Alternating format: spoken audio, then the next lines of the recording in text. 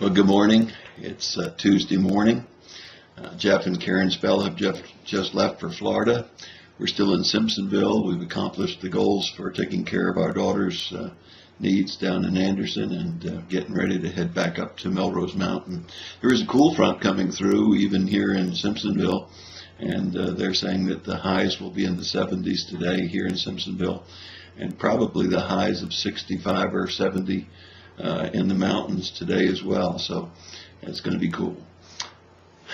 This past Sunday we were in church in Sunday school, and we were talking about discrimination from the book of James. You know, we all are prejudiced in some ways. We're prejudiced against someone that doesn't want to work to earn what they get and that wants to live on welfare, or we're prejudiced against someone that's always unbathed and not particularly pleasant to be around. We're prejudiced against people that maybe have too much pride. We all have some kind of prejudices, and of course James wasn't talking about that. James was talking about showing partiality to those who had money because there might be something in it for you, and discriminating against the poor because they could do nothing for you. That's a lot different, isn't it? It's a lot different than having some discrimination or prejudice against people who don't perhaps even try to do what they need to do in our society. And that got me thinking this morning about three words. First one is compassion. The second one is empathy. And the third one is prejudice or discrimination. The first word that I want to define for you is compassion.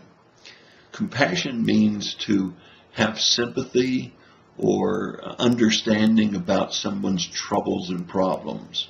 You have compassion when you see somebody that's going through something and you would wish that they didn't have to go through that. A compassion for someone losing a loved one, or compassion for someone who's lost their job. Empathy is a little bit deeper. Empathy means to put yourself in their place, to literally be so enmeshed in their problem or their situation that you're able to understand and empathize with them. That is, to really feel their hurt and to put yourself in their place and say, what would it be like if that was me? And to say, here's what it would be like if that was me. Empathy is a much deeper thing than compassion. Prejudice or discrimination is a little bit different than that, is to have some prejudice towards people. But prejudice isn't always negative. Listen to what James says in chapter 1, verse 27.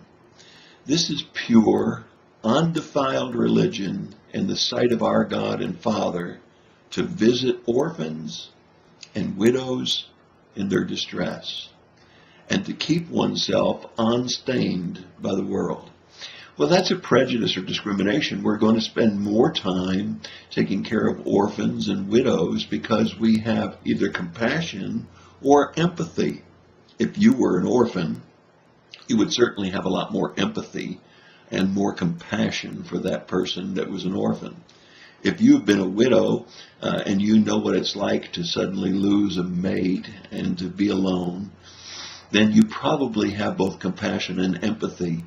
And here it tells us that if we're going to be good Christians, that we ought to try to have not only compassion but empathy, and then to put it into action by discrimination. Discriminating against just visiting anybody, but visiting orphans and widows, helping orphans and widows. The same thing's true of looking at someone who has a whole lot less than we have, or someone that perhaps has not had an education. It's one thing to feel prejudice towards them. It's another thing to put your undefiled religion to work by trying to help them better themselves.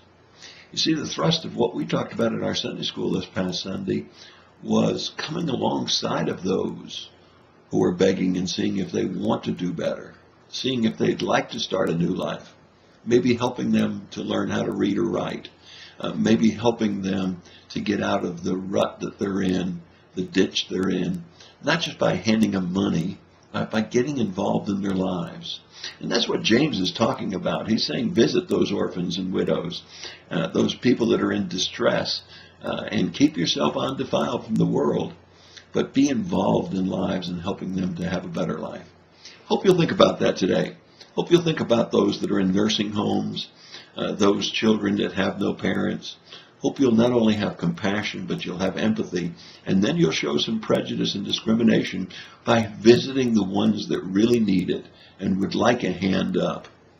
Not just those that want money, not just those that want material things, but those that are actually interested in helping themselves. Why not give them a helping hand today? Why not have pure, undefiled religion in the sight of God and the Father, and visit those orphans and widows and those others that are truly in distress but want to be helped, not just in a material way, but to get out of the life cycle that they're in. God bless you and have a great day.